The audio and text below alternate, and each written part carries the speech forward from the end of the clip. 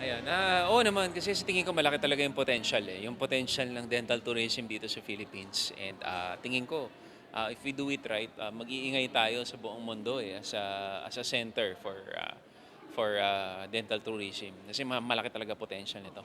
Actually, marami nga akong kilala from, Middle East 'no, lalo na mga Arabs. They come here para magpa-ano ng ipin nila, oo.